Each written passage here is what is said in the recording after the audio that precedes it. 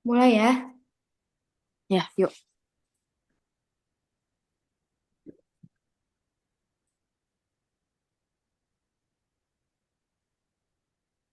Assalamualaikum warahmatullahi wabarakatuh. We are from Group 6.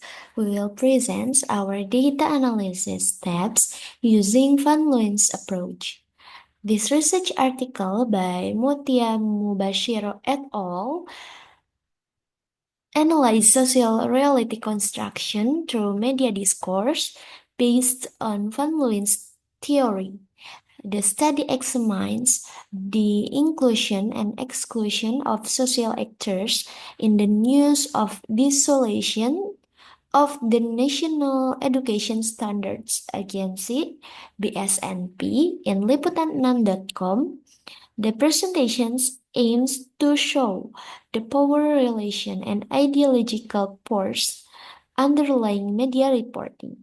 The work of Van Loens is important as it shows how language creates public opinion through falsification, nominalizations, and association, among others, and identifies the place of discourse in story management. For the next speaker is Saida. Okay, next, overview of Penn-Lewin's approach. Key concept of the Penn-Lewin's model. First, importance of context. Context helps explain the meaning of words and phrases because context shapes how we understand language and how language works in society. Van Leeuwen emphasized that understanding this context is crucial to accurately interpreting what is being said. Second, discourse structure. Discourse structure refers to how language is organized and patterned in communication. This includes how sentences are put together, words are chosen, and how ideas flow. Different structure can highlight or hide certain part of a message, which affect how the audience understand the information. Third, the relationship between language and power. Van Leeuwen points out that language is not only a way to communicate, but it also plays a key role in creating and maintaining power relations. The way language is used can shape how people see things, support social hierarchies, and control the stories that are told. Language can give power or take power away from individuals and groups, depending on how language is used in discourse. And next, relation to data analysis in the research article. First, context. The researcher look at the social and cultural background related to the school zoning and police by examining the context. They can see how society's values and beliefs shapes the way the zoning system is talked about in the media. Second, discourse structure. The analysis focuses on the specific word and language pattern used in the article from Tempo magazine. By studying how sentences are formed and what words are chosen, the researcher can find patterns that show who has power in the conversation. And the third, language and power. By looking at the connection between language and power, the researcher can demonstrate how certain ideas are supported or challenged in the discussion. This analysis reveals important effects on policy making and social fairness, showing how language can shape public understanding and attitudes toward education. For the next speaker, Najwa Rizkia.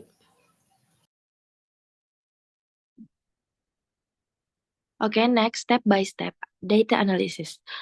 Step 1, data collection. The study used content analysis as its primary data collection method, analyzing news discourse from liputan6.com on the dissolution of the BSNP National Education Standard Agency. Step 2. Contextual analysis. The study considered the social and political context of the dissolution of BSNP, particularly how the news was constructed to reflect power relation and ideological struggles. It acknowledged how different media outlets may emphasize certain perspective while marginalizing others. Step 3. Discourse analysis. The study applied Theo van Leeuwen's critical discourse analysis model, focusing on two key strategies. The first, exclusion strategies, and the second, inclusion strategies. And step 4, ideological analysis.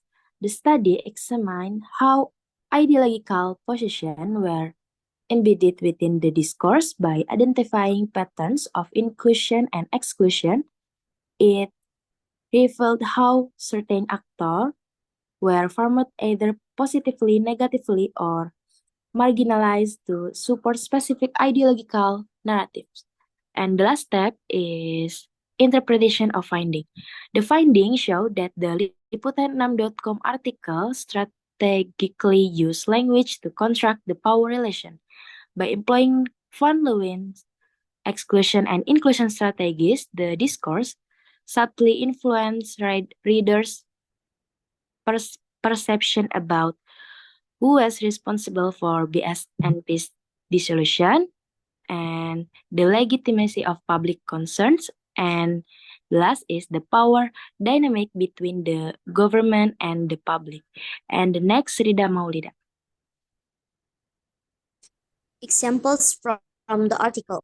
The first, participation. The policy is considered to affect education quality. The actor is hidden who considers the policy is not mentioned. The second, nominalization. The dissolutions of the SNP. The actions becomes a noun, removing the actor.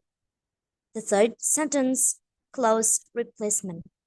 To ensure that teachers are competent, the actor teachers is background. The fourth, individualization. Former BSNP members Doni Kusuma said, a specific individual is mentioned. Next, categorization. The SNP as an independent professional body.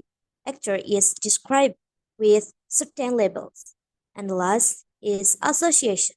Educational planners and activists will be silenced. Actor is cleaned with a larger group.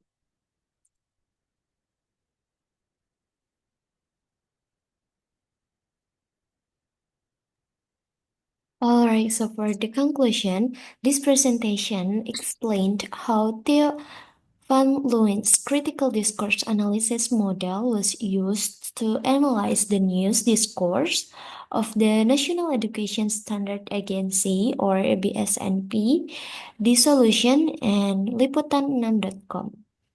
The research emphasized how language constructs social reality through exclusion and inclusion strategy analysis, including participation, nominalization, and association. The strategies map out power relations and ideological force that construct public opinion.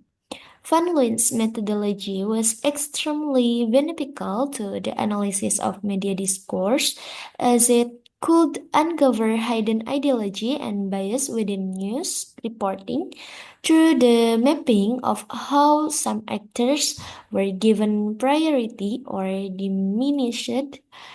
The method delivered tremendous understanding to the influence language has human attitude towards social issues. To conduct further research, Van Leeuwen's model can be used across other media contexts such as political language, policy discussion, and social movements to determine how language promotes the construction of public narratives and power relations. Maybe that's all from us. Thank you for your nice attentions. And if you have any questions, you can comment on the comment section. Wassalamualaikum warahmatullahi wabarakatuh.